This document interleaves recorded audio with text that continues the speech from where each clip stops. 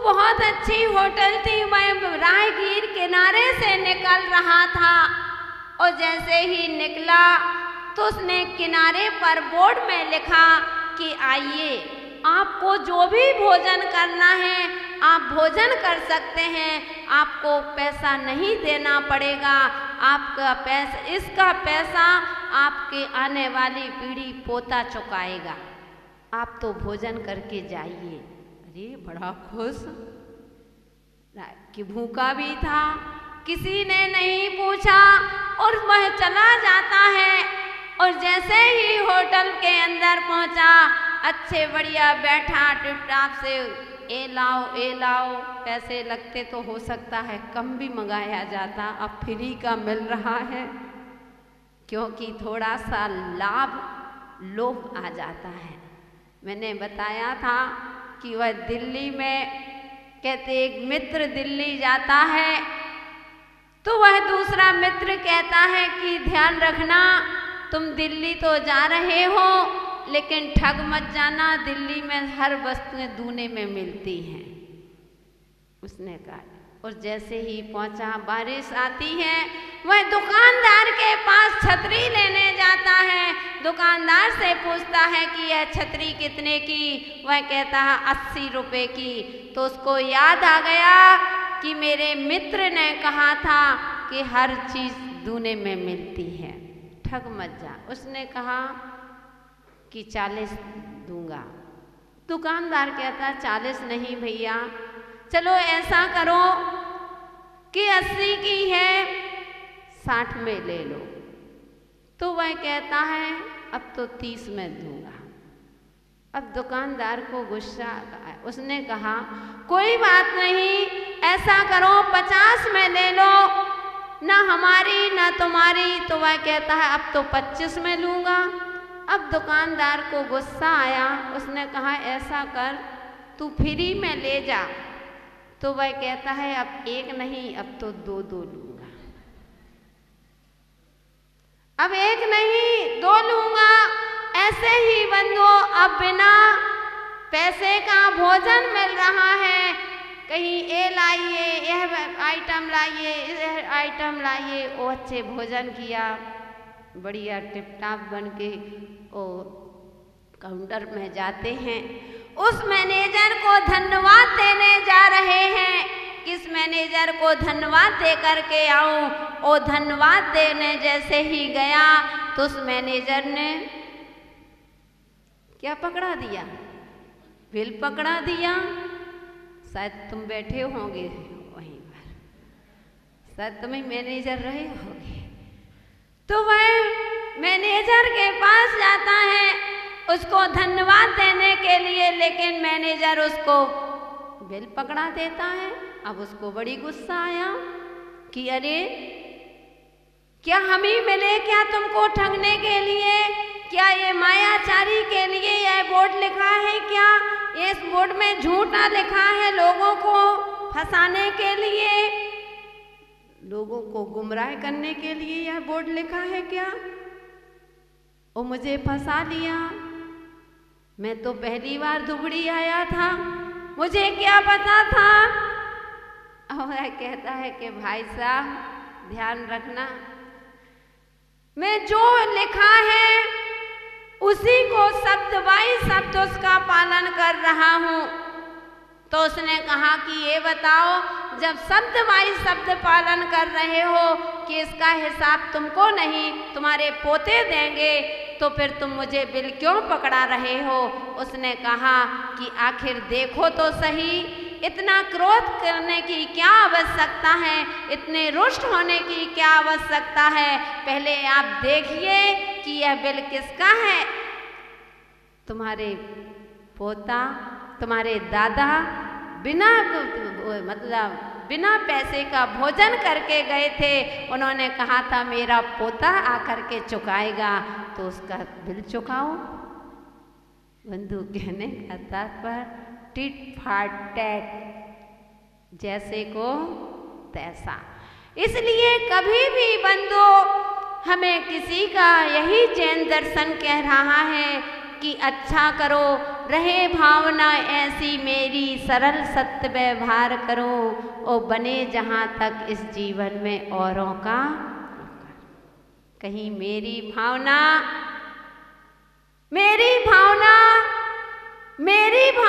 नहीं रह गई, अब मेरी भावना तेरी भावना हो गई है। मेरी भावना मात्र मेरी रह गई है, जन जन की नहीं। सुखी रहें सब जीव जगत में, कोई कभी ना घबरावे। रोज पढ़ते हो, मेरी भावना का पाठ रोज पढ़ रहे हो। सुखी रहें सब जीव जगत में, कोई कभी ना घबरावे। ओ बंधु, ओ आज तुम्हारी सास है, उसको कष्ट दे रहे हो। तुम्हारी बहू है, उसको कष्ट दे रहे हो। तुम्हारा पड़ोसी हो, उसके लिए बुरा सोच रहे हो। कहाँ गया हुआ है कि सुखी रहे सब जीव जगत में? पड़ोसी भी तो तुम्हारा उसी जीव में आता ना। संसार के जीवों में वह भी तो आता है। तुम्हारी बहू भी तो उसी जीव में आती है। यहाँ बहू के लिए उल्टा सीधा तासना दे रहे हो, सता रहे हो, अथवा बहू सास को तासना दे रही है। और फिर मेरी भावना मंदिर में आकर के मेरी भावना पढ़ते हो। तुम्हारी मेरी भावना पढ़ना बेकार है। अगर एक जीव तड़प रहा है और यहाँ आकर के उस तड़पते हुए जीव को तुमने दवा नहीं लगाई और दूसरों को वहाँ पर जाकर के प्रदर्शन कर रहे हो, दान दे रहे हो, बंधु, सब बेकार। इसलिए दूसरों का अच्छा करो, पहले स्वयं दूसरों का अच्छा करोगे, यह नियम है, तुम्हारा ही अच्छा होगा। तुम दूसरों के लिए क्या कर सकते हो? एहसान भी मत बताना कि हम तुम्हारे लिए इतना अच्छा कर रहे, नहीं। तुम क्या कर रहे हो उसका पुण्य तुमने नहीं किया। उस जीव को अगर तुमने दवा लगा दी तो एहसान मत मानना, तुम उसका पुण्य था तो तुम मिल गए। अगर तुम नहीं होते तो कोई और आकर के लगाता, लेकिन अपने अपने कर्म का फल सबको मिलता है। इसलिए बंधुओं, अगर कहते हैं किसी के घाव में अगर मलहम नहीं लगा सकते तो कभी कांटा भी मत बनना। किसी के घावों पर अगर हम मलहम नहीं लगा सकते हैं तो कांटा भी कभी बन करके मत चुभना। यही संसार की रीत है, यही जैन दर्शन कह रहा है कि हे भवात्माओं, अपना कल्याण करना चाहते हो तो यही भावना भाना कि सुखी रहे सब जीव जगत में, कोई कभी ना घबरावे। अगर तुम्हारे साथ किसी ने बुरा किया है उसका फल उसको निश्चित मिलेगा, आज नहीं तो कल मिलेगा। लेकिन हम उसके लिए क्यों बुरा सोचें? यह सोचें कि हे भगवान, सामने वाले को सद्बुद्धि दो। ये विचार करो कि सद्बुद्धि दो, ऐसा नहीं कि उसने मेरा बुरा किया तो उसका ही बुरा हो जाए। क्योंकि वह नाव पर बैठे बच्चे, उस नाव में एक ऋषि बैठे हुए थे, एक जनेतर साधु बैठे थे, और वह नाविक को वह बच्चे इतने परेशान कर रहे थे। तो वह नाविक से वह ऋषि पूछता है कि हे नाविक, कहो तो मैं नाव को पलट दूं, तो कम से कम ये सारे बच्चे डूब जाएंगे। वह नाविक कहता है नहीं, नाव को मत पलटो, पलटना है तो इनकी बुद्धि को पलट दो कि इनकी बुद्धि अच्छी हो जाए। बंधु, ये होता है, यही कहता है जैन दर्शन। अगर तुम्हारे साथ किसी ने बुरा किया है तो बुरा मत सोचो, समता रखो और यही भावना भाओ कि आज हमारे साथ किया, भगवान इसको सद्बुद्धि दे कि कभी ये ऐसा बुरा काम ना करे। तो अगर कर रहा है तो तुम पारसनाथ के अनुयायी हो, समता धारण करो, अपने जीवन में समता लाओ, और समता लाओगे तभी तुम्हारा जीवन महान बनेगा, ऊंचाइयों पर जाएगा, तुम्हारा जन्म लेना सार्थक हो जाएगा। यही कल्याण मंदिर स्तोत्र में आचार्य महाराज ने कह दिया कि हे प्रभु, उसने भूत पिशाचों के द्वारा तुम्हारा उपसर्ग किया, लेकिन उस कमठ का जीव स्वयं बंध गया, उस धूली से स्वयं लद गया। फेंका था पानी आपको आपकी साधना भंग करने के लिए, लेकिन कीचड़ में स्वयं फंसता चला गया। आप तो निखर गए, क्योंकि बंधुओं जब तक संकट नहीं आते हैं तब तक जीवन में साधना भी नहीं निखरती है। समता आना चाहिए। अगर आज की विपत्ति कल की संपत्ति बनती है, ऐसा मान करके समता को धारण करो। वो आपसे कहेंगे कि अपनी बेमनस्ताओं को छोड़ करके, उस कूटनीति को छोड़ करके यह विचार करना है कि इसका फल मेरा ही, मुझे ही मिलेगा, दूसरों को मिलने वाला नहीं। अगर हम कहते हैं इसका बुरा हो जाए, अगर पाप कर्म का होगा तो हो सकता है हो जाए, लेकिन तुम्हारे कहने से दूसरों का बुरा होने वाला नहीं है। इसलिए जब होना नहीं है तो अच्छा सोचो। अगर हम अच्छा सोचेंगे तो वही बात आ गई कि मन पवित्र है माथा पवित्र होगा। मन पवित्र है माथा पवित्र होगा। ओ करो भलाई पर की भला स्वयं का होगा। ओ मन खराब है माथा खराब होगा। करो बुराई पर की बुरा स्वयं का होगा। इसलिए अज्ञानी हो, सोच रहे हो कि दूसरों का अहित करके हमारा हित हो रहा है, लेकिन ज्ञानी आत्माओं तुम्हारी कैसेट चल रही है। वह कैसेट चलती जा रही है। जब यहाँ से जाओगे वह कैसेट तो सुनना ही पड़ेगी। गीत गाओगे तो गीत सुनने मिलेंगे, वो गाली दी हैं तो गाली सुनने मिलेंगी। यहाँ के टेप प्रकार में फॉरवर्ड कर सकते हो, रिवर्स कर सकते हो, लेकिन ऊपर के टेप में ऐसी कोई व्यवस्था नहीं है, कोई ऐसा सिस्टम नहीं है। वहाँ तो भरती जा रही है, जो भरा है वही सुनना पड़ेगा। जब सुनना है तो अच्छा करो, अच्छे गीत गाओ तो तुमको गीत सुनने मिलेंगे, तो आपका जीवन सार्थक होगा, पावन और पवित्र होगा। हे त्रिलोकीनाथ, जो प्राणी भक्ति से उत्पन्न होकर के जिनका मन गद गद हो जाता है और खुश होकर के जो भगवान के चरणों में आपके पास आते हैं, नजदीक आते हैं, वही प्राणी संसार में धन्यवाद के पात्र बनते हैं।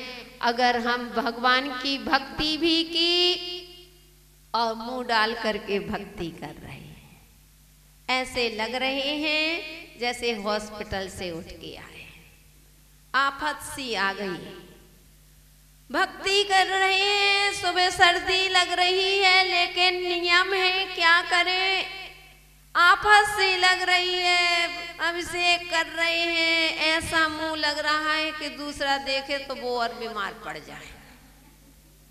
अरे घर में रिश्तेदारों में जाते हो कितने खुश रहते हो। अरे वहां तो संसार बढ़ना है, वहां पर धन्यवाद नहीं, तुम कभी भी ऊंचे नहीं उठ पाओगे। भगवान के चरणों में आते हो तो खुश होकर के आओ, गद गद होकर के आओ। जो भगवान के चरणों में, गुरु के चरणों में गद गद होकर के आता है बंधु, वही धन्यवाद का पात्र बन पाता है। यही तो आचार्य महाराज समझा रहे हैं, यही कल्याण मंदिर में कह रहे हैं। और भगवान की भक्ति करने वाला प्रमुदित खुश होकर के जब वह मेढक स्वर्ग में जा सकता है, तो क्या तुमको मुक्ति नहीं मिलेगी क्या? यदर्चा भावेना प्रमुदित मनः दुर्इहा क्षणादासी स्वर्गे गुण गण श्रमधा सुख निधि लभन्ते सद्भक्ता शिव सुख समाजम किमुतदा महावीर स्वामी नयन पथगामी भवतु न। यानी कह रहे वह मेढक प्रमुदित मनः दरदुर्य कि वह मेढक खुश होकर के प्रमुदित मन होकर के जा रहा था। उसके पास कुछ भी नहीं था, ना उसके पास हाथ में चावल थे, ना उसके हाथ में कोई रुपए पैसे थे, ना उसके हाथ में कोई द्रव्य थी, ना श्रीफल था, कुछ भी नहीं था। और एक मुख में पंखुड़ी दबा करके जा रहा था। उस मुख में पंखुड़ी को दबा करके, लेकिन कैसे जा रहा था? प्रमुदित मना, खुश होकर के जा रहा था। बंधुओं, जब वह मेढक खुश होकर के जा रहा है समो शरण में, और समो शरण में पहुंच ही नहीं पाया, बीच में ही राजा शरणिक के हाथी के पैर के नीचे आ जाता है और उसकी मृत्यु हो जाती। क्रम प्रमुदित मनः दरदुर्य, यानी क्षणादासी स्वर्गी, यानी क्षण भर में वह उत्तम सुख को प्राप्त कर लेता है, वह स्वर्ग में पहुंच जाता है। तो बंधुओं, हम क्या एक मेढक से भी गए बीते हैं क्या? कि वह मेढक तो भगवान के चरणों में समो शरण में जा रहा था और खुश होकर के जा रहा था, और हम मंदिर आते हैं तो हमारा मुंह लटक जाता है। जब भक्ति करने का समय आता है तो हमारे परिणाम आकुल व्याकुल होने लगते हैं। अरे बंधो, यही तो जीवन की सच्ची कमाई है।